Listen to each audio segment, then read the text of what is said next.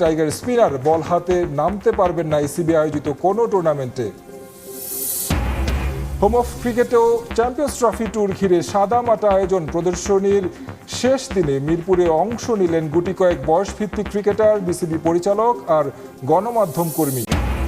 প্রথমবারের মতো জাতীয় দলে ডাক পাওয়ায় রোমাঞ্চিত রিপন মণ্ডল। ওয়েস্ট ইন্ডিজে টি-20 সিরিজে অভিষেকের স্বপ্ন ইয়াং পেসারের।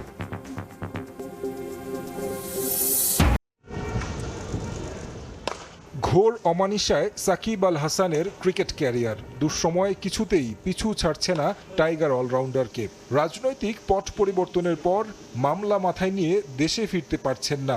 খেলে বেড়াচ্ছেন ফ্র্যাঞ্চাইজি লিগে, সেখানেও নেই স্বস্তিতে। তার মাঝে ইংল্যান্ড থেকে বড় দুঃসংবাদ পেলেন Shakib Al Hasan. England cricket board অবৈধ ঘোষণা করেছে টাইগার অলরাউন্ডারের বোলিং অ্যাকশন পরীক্ষা বেঁধে দেয় ইংল্যান্ড ক্রিকেট বোর্ড। এ মাসের শুরুতে ইংল্যান্ডের বার্মিংহামে লাফবরো ইউনিভার্সিটি মেডিকেল বিভাগে নিজের বোলিং অ্যাকশন পরীক্ষা দেন সাকিব। বিশেষজ্ঞদের সামনে সেই পরীক্ষায় 4 ওভার বল করতে হয় সাকিবকে, যেখানে তার হাত 15 ডিগ্রির বেশি বাঁকা হয়েছে, যে কারণে বোলিং অ্যাকশন অবৈধ ঘোষণা করেন পরীক্ষকরা। এই ফলাফল পাওয়ার পর 10 ডিসেম্বর থেকে ইসিবি আয়োজিত সব ধরনের টুর্নামেন্টে বোলিং নিষেধাজ্ঞায় পড়লেন টাইগার অলরাউন্ডার। স্বাধীন বোলিং অ্যাকশন পরীক্ষা হওয়ায় অন্যান্য টুর্নামেন্টে খেলতে বাধা নেই। এক ফ্রেমে আইসিসি চ্যাম্পিয়ন্স ট্রফির বাংলাদেশ ট্যুরের গল্প। প্রথম দিন বিশ্বের দীর্ঘতম সমুদ্র সৈকতের শহর কক্সবাজারে পর্যটক এবং স্থানীয়দের জন্য উন্মুক্ত প্রদর্শনী হয় ট্রফিটির। ছিল নানা আয়োজন। পরদিন রাজধানীর এক শপিং মলেও ছিল মানুষের ভিড়। ট্রফির সঙ্গে ছবি তুলতে, ভিডিও করতে মানুষের আগ্রহ ছিল অপরিসীম। কিন্তু শেষ দিনে যাদের জন্য এই ট্রফি, সেই ক্রিকেটারদের আতুর ঘরে নেই কোনো উত্তাপ। অনাদর আর অবহেলায় পড়ে আছে শেরেবাংলার মিডিয়া প্লাজায়। ক্রিকেটাররা উইন্ডিজ আর সিলেটে থাকায় ছিল না কারো উপস্থিতি। মিরপুরে শেষ দিনের আনুষ্ঠানিকতা শুরুর কথা ছিল সকাল 11টায়, কিন্তু 12টা পর্যন্ত কোনো খবরই ছিল না চ্যাম্পিয়ন্স ট্রফি টিমের। পরে যাও আসলো, সেটা শুরুতেই নিয়ে যাওয়া হলো মূল মাঠে। সেখানে আইসিসির তরফ থেকে হলো বিশেষ ফটোশুট, তবে সেখানে ছিল না গণমাধ্যমের প্রবেশাধিকার। শেষ পর্যন্ত 12:30 নাগাদ চ্যাম্পিয়ন্স ট্রফি নিয়ে আসা হয় শেরেবাংলা ক্রিকেট স্টেডিয়ামের মিডিয়া প্লাজায়, যেখানে আগে থেকেই করা ছিল প্রদর্শনীর আয়োজন। পরে সেখানেই শুরুর 2 মিনিট নিজেদের জন্য ফটোশুট করে আইসিসি প্রতিনিধি দল। তাদের কাজ শেষ হওয়ার পর উন্মুক্ত করে দেয়া হয় সাংবাদিকদের জন্য। সে সময় কাজের ফাঁকে ফাঁকে ছবি তোলেন মিডিয়া কর্মীরা। অনেকেই সঙ্গে নিয়ে এসেছিলেন পরিবারের সদস্যদেরও।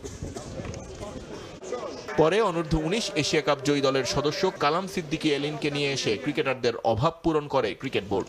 সংবাদ মাধ্যমের সঙ্গে কথা বলার আগে ট্রফির সঙ্গে ছবিও তোলেন এলিন। মাত্র 2 দিন আগে আমরা এসেছি, তো সবাই সবার বাসায় একটু রেস্ট দিয়েছে, তো সবাই রেস্টে গেছে। আর অনেকে আমাদের প্লেয়ার বিভিন্ন খেলাতে আছে, যেমন এনসিএল এ আছে, তো এর জন্য আসতে পারিনি। একমাত্র আমি ঢাকায় ছিলাম দেখে আসতে পারছি। এরকম একটা বড় ট্রফির সাথে ছবি তুলে ভালো লাগছে। আশা করি সামনে আমরা এটার জন্য লড়তে পারবো। পরে আনুষ্ঠানিকতার শেষ দিকে ট্রফি ট্যুর কার্যক্রম দেখতে আসেন বিসিবির 2 পরিচালক ইফতেখার মিঠু এবং নাজমুল আবেদিন ফাহিম। আম্পায়ার্স কমিটির চেয়ারম্যান ট্রফির সঙ্গে ছবি তুললেও আগ্রহ দেখাননি ফাহিম। 1.5 ঘন্টা মিডিয়া প্লাজায় রাখবার পর ট্রফিটিকে নিয়ে যাওয়া হয় ক্রিকেট বোর্ডের অভ্যন্তরে। সেখানে ঢাকার ঐতিহ্যবাহী বাহন রিকশার সঙ্গে আরও এক দফা ফটোশুট করেন আইসিসির চিত্রগ্রাহকরা। ছবিটা সপ্তাহখানেকের পুরনো। তখনও হয়তো রিপন মণ্ডলকে নিয়ে এত আলোচনা ছিল না চারিদিকে। তখনও রিপনের গায়ে স্রেফ ঘরোয়া ক্রিকেটারের তকমা। সেই রিপন এখন জাতীয় দলের ক্রিকেটার। বয়সভিত্তিক কিংবা ঘরোয়া লিগে রিপন মণ্ডল ছুটছেন তার আপন গতিতে। 135-এর আশেপাশে পেস, কিন্তু এক জায়গায় বল করে যাওয়ার অসাধারণ দক্ষতা, যা তাকে করেছে অনন্য সাধারণ। এর আগে অনূর্ধ্ব-19 বিশ্বকাপে ওয়েস্ট ইন্ডিজের মাটিতে খেলার অভিজ্ঞতা আছে রিপনের। তাসকিন হাসান, তানজিম সাকিবদের সঙ্গে পাল্লা দিয়ে একাদশে কয় ম্যাচে তার সুযোগ মিলবে তা তর্ক সাপেক্ষ। তবে প্রায় 6 ফিট উচ্চতার এই দীর্ঘকায় পেসার নিজেকে রাখছেন প্রস্তুত।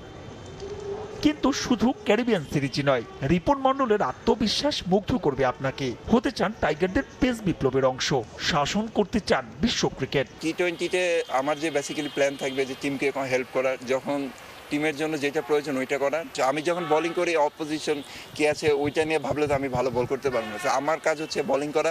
আমি আমার জায়গাটা দেখি, অপোনেন্ট ব্যাটসম্যান কি আছে ওইটা আমি দেখি না। টি-20কে বলা হয় তরুণদের খেলা, তা মেনে নিয়ে বিশ্বের প্রায় অধিকাংশ দল অন্তত এই ফরম্যাটে আস্থা রাখছে তাদের উপরই। 14 মাস পর ভারতের মাটিতে বসবে টি-20 বিশ্বকাপের পরবর্তী আসর। ইনজুরির শঙ্কা থাকা তাসকিন মোস্তাফিজরা সেই টুর্নামেন্টে কতটুকু ফিট থাকবেন আর কতটুকু নিজেদের উজাড় করে দিতে পারবেন তাও বড় প্রশ্ন। তাই তো রিপনদের নিয়ে পরিকল্পনা সাজানোর তাগিদ এখন থেকেই। স্কিলফুল হচ্ছে, তারা নিজের শরীরের দিকে যত্ন নিচ্ছে, ফিটনেস লেভেল অনেক হাই করতেছে, 140 বল করতেছে, ট্রিমেন্ডাস সুইং আছে, বলের ক্যারেক্টার চেঞ্জ করতেছে। সো এটা একটা বাংলাদেশ ক্রিকেটের জন্য তো অনেক ভালো দিক না? আমাদের অনেকটা পাইপলাইনে ভালো বোলার আছে, ব্যাকআপ পাইপলাইনে অনেক বোলার আছে। So grooming is very important. Grooming and same the time the national team যারা খেলতেছে, you have to maintain those bowlers. 16 December থেকে শুরু বাংলাদেশ উইন্ডিজ 3 ম্যাচের টি-20 সিরিজ। হিসেব বলছে যেখানে অন্তত একটা ম্যাচের সুযোগ মিলছে রিপনের, তাই তো সামর্থ্যের প্রমাণ করতে হবে সুযোগ পেলেই। মাহবুব রিমন, সময় সংবাদ, ঢাকা। এক দশক পর ক্যারিবিয়ানদের বিপক্ষে হোয়াইট ওয়াশের ক্ষত, ক্লিন সুইপের লজ্জা তো আছেই, তবে শুধু মাঠের নাজুক পারফরমেন্সই নয়, ভিন্ন এক কারণে এই সিরিজ ছিল আলোচনায়। চ্যাম্পিয়ন্স ট্রফির আগে শেষ প্রস্তুতি বলে কথা। আলোচনায় ছিল একাধিক সিনিয়র ক্রিকেটের ইনজুরিতে পাওয়া সুযোগগুলো কতটুকু কাজে লাগাতে পারেন অন্যরা। তবে সেখানে পুরোপুরি সফল middle order batsman Zaker Ali Anik. 3 ম্যাচে শুধু 113 রানই নয়, প্রশংসা কুড়িয়েছে তার ব্যাটিং অ্যাপ্রোচ। প্রায় 107 স্ট্রাইক রেটে প্রমাণ করেছেন সামর্থ্যের, পেয়েছেন ওয়ানডে ক্যারিয়ারে প্রথম 50ও। গোটা সিরিজেই 4 ব্যাট করেছেন অধিনায়ক মেহেদী হাসান মিরাজ। প্রথম ওয়ানডেতে তার স্লো ব্যাটিং নিয়ে হয়েছিল সমালোচনা, তবে পুষিয়ে দিয়েছেন শেষ ম্যাচে। প্রায় 85 স্ট্রাইক রেট আর 51 গড়ে করেছেন 152 রান, 250, 13টা 4 আর 4টা ছক্কা। ওপেনিং এ সৌম্য সরকার আর তানজিদ তামিম দুজনেই রানের দেখা পেয়েছেন। 3 ম্যাচে সৌম্য 94 আর তানজিদ করেছেন 106। দুজনারই আছে একটা করে 50, তবে 108 স্ট্রাইক রেটে সবাইকে ছাড়িয়ে তানজিদ। বলাই যায় চ্যাম্পিয়ন্স ট্রফির দৌড়ে দুজনেই নিজেদের জায়গা পোক্ত করেছেন। তবে একজন পারেননি, আফিফ হোসেন ধ্রুব। ক্যাপ্টেনের ফ্রি ব্যাটিং লাইসেন্স পেয়েও ওয়ার্নার পার্কের মরা উইকেটও ব্যর্থ হয়েছেন এই মিডল অর্ডার ব্যাটসম্যান। 3 ম্যাচে রান করেছেন মোটে 67। মাহমুদুল্লাহ রিয়াদ, টাইগারদের বুড়ো ঘোড়া। চ্যাম্পিয়ন্স ট্রফি দিয়ে যিনি বিদায় বলবেন আন্তর্জাতিক ক্রিকেটকে, সেই রিয়াদ এই সিরিজের টাইগারদের পক্ষে সর্বোচ্চ রান সংগ্রাহক। 3 ম্যাচে 3টা 50, দুটোতেই আনবিটেন। প্রমাণ করেছেন এখনো কেন তিনি অটো চয়েস। তবে ব্যাটসম্যানদের সফলতায় বোলারদের পারফরমেন্স ছিল ম্লান, তাই তো শেষ ম্যাচে 321 রান করেও তার ডিফেন্ড করা যায়নি। এক ম্যাচে সুযোগ পেয়েও তা কাজে লাগাতে পারেননি শরীফুল হাসান, ছিলেন ব্যয়বহুল। তবে প্রথম 2 ম্যাচে নাহিদ রানা যথারীতি দুর্দান্ত। সব মিলিয়ে ব্যাটিং এ স্বস্তি থাকলেও এই সিরিজে বোলিং নিয়ে একটা দুশ্চিন্তা রয়েই গেল লিপু, হান্নান, রাজ্জাকের নির্বাচক প্যানেলের। মাহবুব রিমন, সময় সংবাদ। 2025 সালে চ্যাম্পিয়ন ট্রফি আয়োজনের জন্য ভারত ও পাকিস্তানের মধ্যে সমঝোতা হয়েছে। ইভেন্টটি হবে হাইব্রিড মডেল, যেখানে কিছু ম্যাচ পাকিস্তান এবং বাকি ম্যাচ ভারতের ভেন্যুতে খেলা হবে। পাকিস্তান ক্রিকেট বোর্ড পিসিবি ও ভারতীয় ক্রিকেট বোর্ড বিসিসিআই এর মধ্যে একটি আলোচনা বসে এই সিদ্ধান্তের উপনীত হওয়ার জন্য। নিরাপত্তা এবং ভেন্যু নিয়ে বিতর্কের কারণে এমন পদক্ষেপ বেছে নিয়েছে তারা। এর আগে এশিয়া কাপ 2023 একই হাইব্রিড মডেল ব্যবহৃত হয়েছিল, যা বেশ সফল হয়েছিল। এবার চ্যাম্পিয়ন ট্রফি নিয়ে একই কৌশল নেওয়া হয়েছে, যাতে দুই দেশের মধ্যে ক্রিকেট উত্তেজনা বাড়ায় এবং ফ্যানরা আরও উপভোগ করতে পারে। এই মডেল বাস্তবায়নের মাধ্যমে দুই দেশের সম্পর্ক উন্নয়নের সম্ভাবনা দেখা দিচ্ছে।